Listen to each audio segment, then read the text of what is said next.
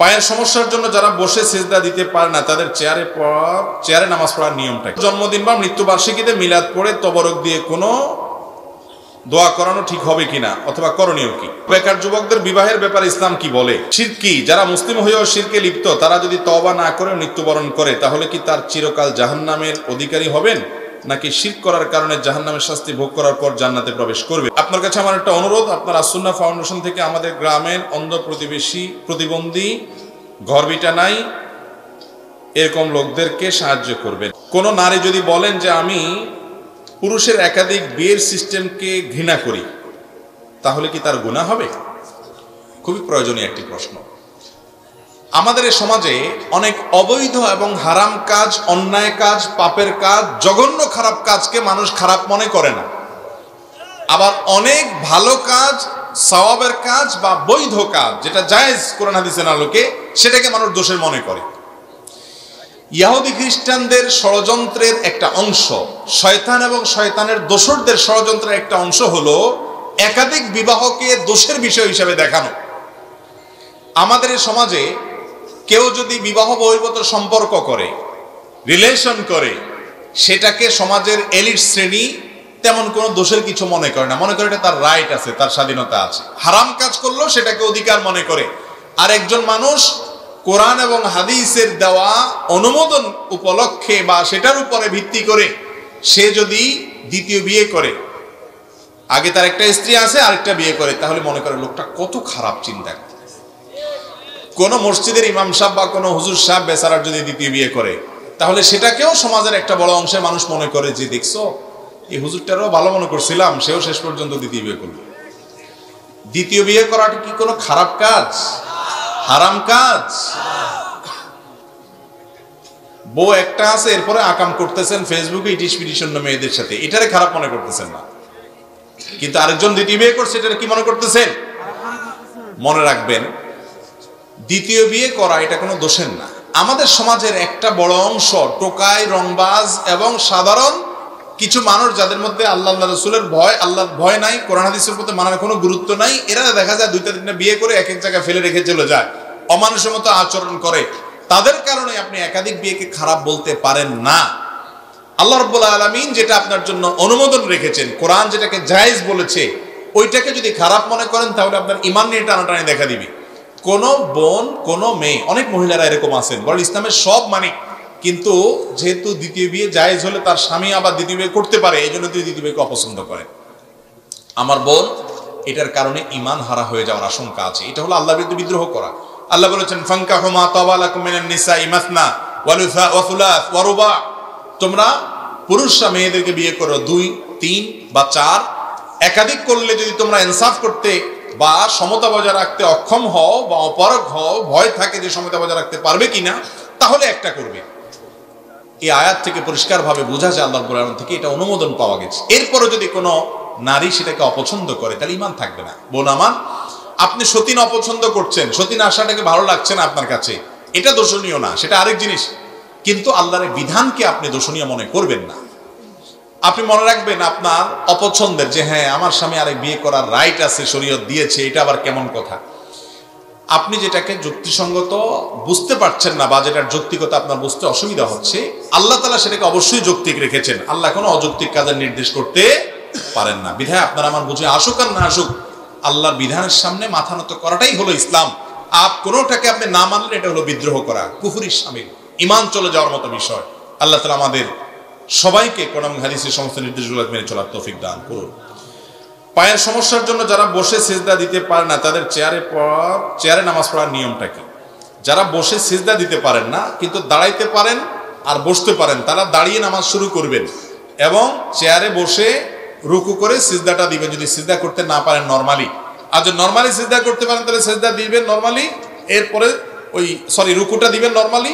সিজদাটা দিতে অসুবিধা হলে বা বৈঠক সিজদা থেকে উঠা বসা করতে অসুবিধা হলে চেয়ারে বসে ইশারায় তিনি একটু মাথা ঝুঁকায় সিজদার নিয়তে আল্লাহু আকবার বলে মাথা ঝুঁকায় সুবহানাল্লাহিল আলা পড়বেন, এরপরে আবার আল্লাহু আকবার বলে উঠে বসবেন বসার নিয়তে।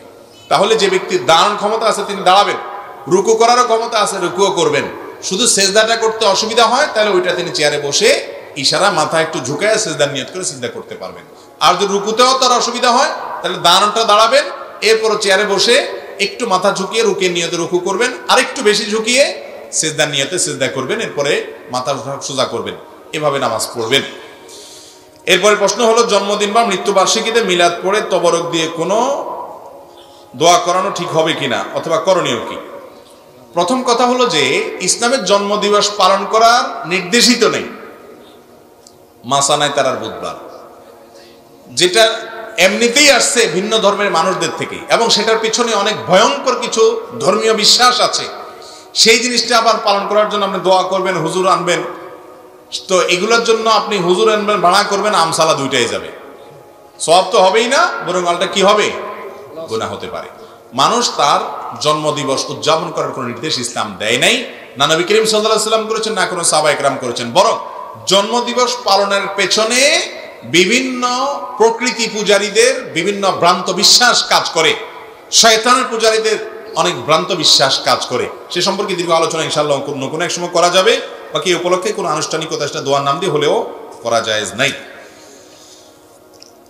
এরপর প্রশ্ন হলো, বেকার যুবকদের বিবাহের ব্যাপারে ইসলাম কি বলে? বেকার যুবকদের বিবাহের ব্যাপারে ইসলাম বলে তারা বিবাহ করবে না। বিবাহ করার মতো আর্থিক ক্ষমতা না থাকলে, বউয়ের মোহর দেওয়ার ক্ষমতা নাই, বউয়ের ভরণ পোষণ দেওয়ার ক্ষমতা নাই, তাহলে সে রোজা রাখবে। সে কি করবে? নিজেকে নিয়ন্ত্রণ করার জন্য রোজা রাখবে। নবী করিম সাল্লাল্লাহু আলাইহি ওয়াসাল্লাম বলেছেন, মান ইসতাতা মিনকুমুল বাআতা ফালিয়াতাযাওয়াজ, তোমাদের মধ্যে যারা বিবাহ করে বউয়ের ভরণ পোষণ দেওয়ার ক্ষমতা রাখো, তোমরা বিবাহ করবা, তারা যেন বিবাহ করে। আর যার এই ক্ষমতা নাই, ফাআলাইহি বিসসাওম ফাইন্নাহু লাহু বিজা, তাহলে সে রোজা রাখবে যার ক্ষমতা নেই, অর্থাৎ বেকার গরিব মানুষ।